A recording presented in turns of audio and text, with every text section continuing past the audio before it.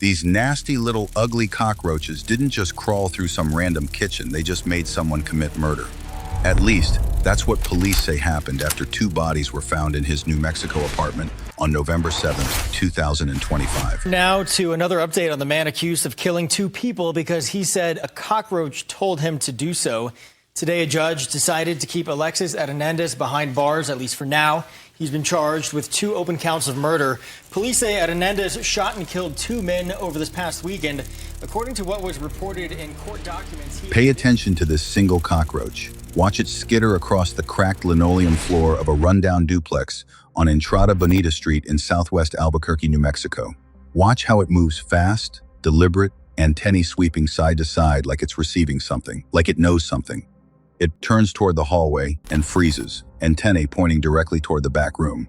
What you are watching right now is the exact path investigators believe that Cockroach took across that kitchen floor on the night of November 7th, 2025. It is the closest thing this case has to surveillance footage. In the next 4 minutes, those 2 men will be shot, stabbed, and left on the floor of that back room.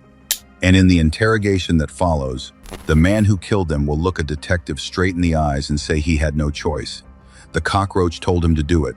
He will say with complete calm that the insect carried an encrypted message, a divine order: kill before you are killed. Now, before you move on, ask yourself this. How does a 25-year-old man with no prior violent history end up here? How does a normal apartment filled with kids, a girlfriend, roommates, become a double homicide scene in under 4 minutes? And what were those voices from the vents actually saying in the weeks before this happened? Welcome to Last Witness. If this is your first time here, subscribe right now and hit that bell because every story on this channel exists around one truth. Something always sees what people miss. Tonight, the witness didn't have a lens. It had 6 legs and antennae, and it saw everything. Stay with me, because the cockroach is only the end of this story. What was building in the weeks before November 7th is far darker and far more structured than a single insect on a kitchen floor. Let's go back to the beginning. Alexis Hernandez was 25 years old, living in the back unit of a duplex property at 1421 Entrada Bonita Street in Albuquerque's southwest side. By most accounts, he kept to himself. Quiet, sometimes intense, with a background that had its share of turbulence. A Marine's tattoo sat on his waistband. He carried himself with a certain physical discipline. People who knew him said he was not the type to cause problems. But something had been quietly unraveling inside Alexis Hernandez for weeks. The kind of unraveling that does not announce itself. The kind that builds in layers so gradual that by the time anyone notices, it has already finished building. The duplex itself was not a comfortable place to live. The back unit he shared held 4 adults and 2 young children in a space where the walls pressed close, where you could hear conversations from the adjacent unit through the shared plumbing, where the old wiring made the LED lights stutter after midnight, where the heat pushed through vents that hadn't been cleaned in years. The property owner, a 52-year-old man named Hector Rios, lived in the attached front unit, firm, quiet, showed up when rent was due. Neighbors described him as fair but humorless. He fixed cars. He managed this duplex as his primary asset. He did not tolerate noise, and he did not tolerate bugs. That last detail is going to matter, because it started in October. Not with a voice, not with a gun, with a cockroach. The first time Alexis noticed it, he was alone in the kitchen late at night, the apartment quiet, everyone else asleep. A single roach appeared near the stove. He watched it. It moved toward the hallway, stopped, turned back toward him. He told people later that it felt deliberate, like it was checking on him. He didn't kill it. He let it go. He started noticing more after that.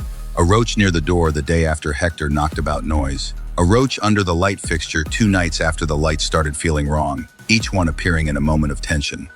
Each one pausing in a way that felt to Alexis less like randomness and more like pattern. He began watching for them, waiting for them. Within 2 weeks, he had built an entire interpretive system. In his mind, the roaches were messengers, and their timing was not coincidental. But why roaches? This is the question mental health professionals would later ask, and the answer lies in one specific detail about Hector Rios. Hector hated bugs. It was known in the building. He had called exterminators twice that year. He left notes about keeping the back unit clean specifically to keep infestations from crossing over. He complained to tenants about it directly. To Alexis Hernandez, whose mind had already begun constructing a surveillance architecture around the property owner, Hector's hatred of cockroaches became confirmation. If Hector was watching him through the lights and talking about him through the vents, he would never think to use a cockroach as a messenger. It was the perfect cover, the one channel Hector could not monitor, the one signal he could not intercept.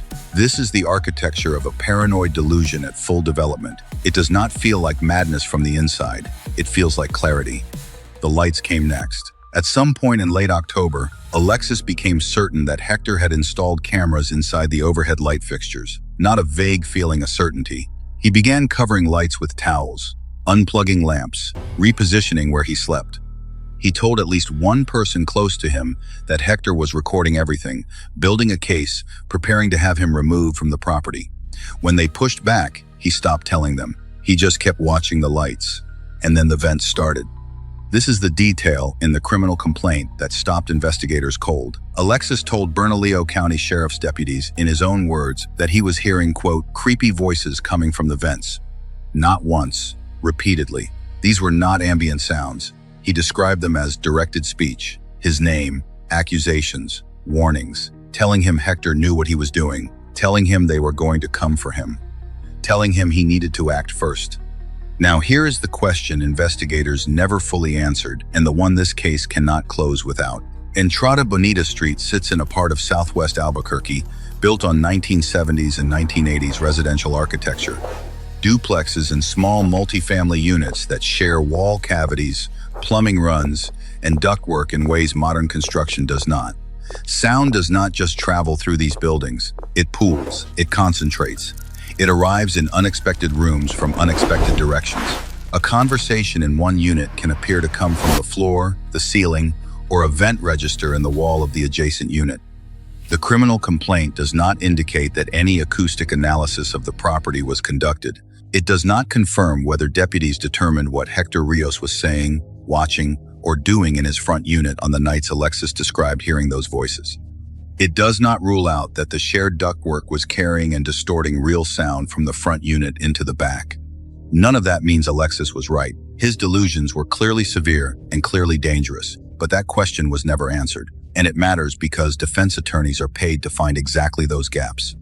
November 4th, 3 days before the killings, people close to Alexis noticed erratic social media posts, cryptic references to being watched, God sending signs, Hector's name appearing with accusations. Friends who saw him in person said he looked like he hadn't slept in days, eyes unfocused, thoughts jumping. He mentioned the bugs, said they kept showing up, said it wasn't random anymore. Nobody intervened.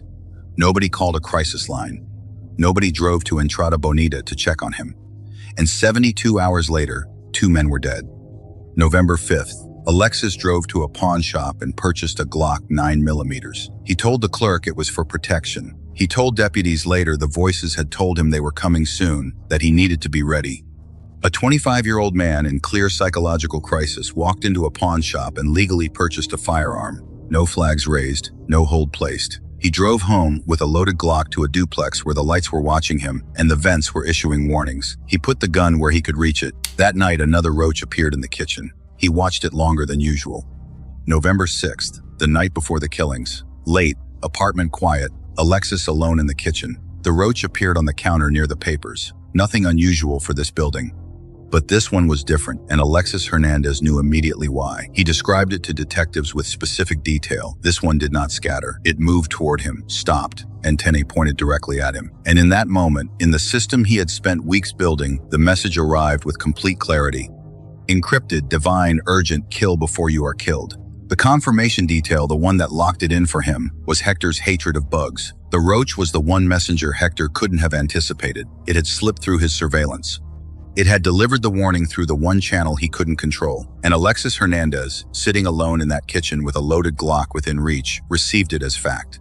November 7th, 2025. A Friday. The duplex moved through the day like any other. Kids had breakfast. Routines ran. Alexis was there quiet, watching. Hector knocked around dinner time. Rent discussion. Keep the noise down. He walked back to the front unit, but the interaction sat wrong with Alexis. He described the eye contact. Meaningful. Knowing. Like the cameras had already relayed everything.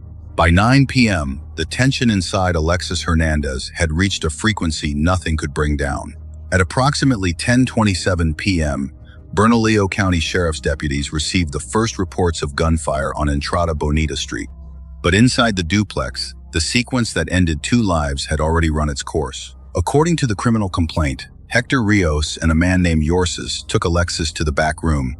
The specific reason for this confrontation, whether rent, noise, his behavior, or something else entirely, was not fully established in early reports.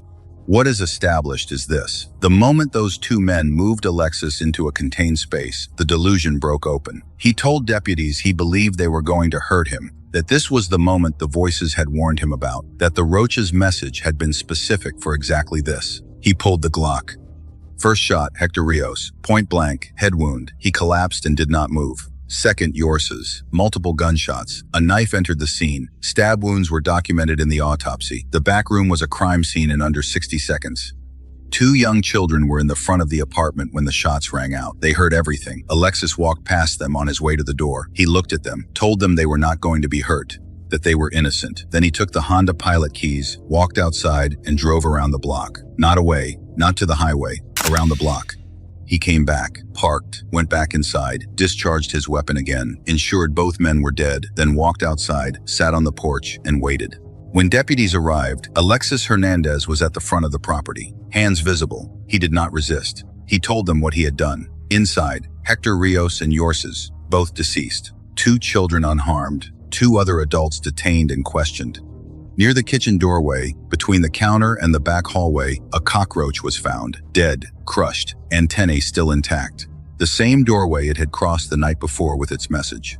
The interrogation that followed is what pushed this case into national coverage. Alexis did not immediately request counsel.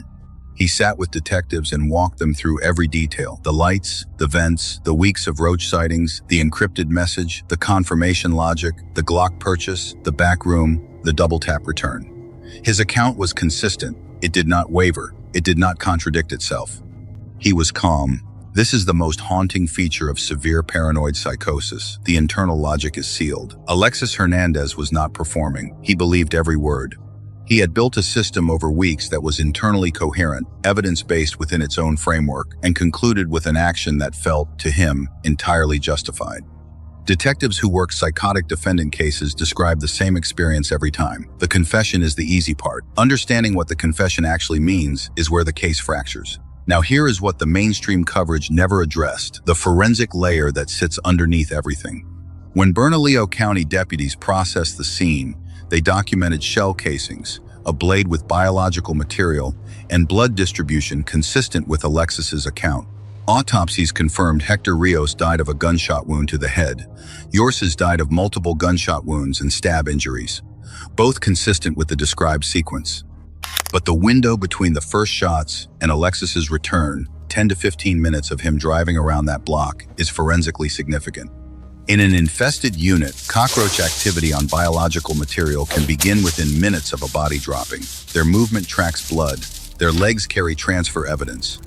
The dead roach near the kitchen doorway, whether logged as evidence or dismissed as incidental, sat at the exact threshold between where the victims were killed and where Alexis stood before he left. Forensic entomologists have documented for decades that cockroach activity in indoor homicide scenes can establish timeline precision that no other physical evidence provides. In this case, the insect that Alexis identified as his messenger may have also been the most accurate clock in the room. Whether investigators used it that way is not publicly known. The legal battle ahead is not simple. New Mexico's insanity standard requires that a defendant not understand the nature of their actions or not understand those actions were wrong. The prosecution's argument is built on Alexis's post-offense behavior. He returned to double-tap the bodies, he spared the children, he waited for police. Each action suggests awareness of consequence. Each action suggests a person who understood the outside world would respond. The defense's counter-argument is built on the same behavior. In Alexis's framework, he had executed a legitimate order. Waiting for police was not surrender, it was the report. If you genuinely believe a cockroach delivered verified intelligence about a real threat, your subsequent actions are rational within that belief system. The question is not whether he acted. The question is whether he was capable of understanding that his premise, the roach, the cameras, the voices, was false. A judge reviewed the case on November 25, 2025, and ruled pretrial detention, 2 open counts of murder, no bail, no release. A mental health evaluation, standard practice in cases where delusional thinking anchors the defense, has not been confirmed in public records. No trial date has been announced. Hector Rios, 52 years old, property owner, murdered in his own duplex on a Friday night, collecting rent, enforcing quiet hours. A man who hated cockroaches and never imagined that hatred would become the final link in someone else's chain of logic. His name deserves more than a footnote in a story that became famous for the bug. Yours is a man whose full name was withheld in initial reports, a detail that speaks to how quickly coverage abandoned the victims for the spectacle of the delusion. He also deserves more than a footnote. 2 men, 2 lives, a Friday evening that should have ended with kids in bed and a TV on in the front unit. The children who were in that apartment have not been publicly identified. Their testimony to investigators is sealed. What they saw from the front of those rooms, whether they saw the weapon, whether they saw the bodies, whether anyone asked them about the roach, belongs to a file the public will likely never read. They were the closest human witnesses to everything that happened that night, and the case record treats their presence as background detail. They were not background detail. As of early 2026, the duplex on Entrada Bonita Street sits vacant. The kitchen floor has been cleaned. The light fixtures have been changed. The vents still hum when the heat cycles on after midnight.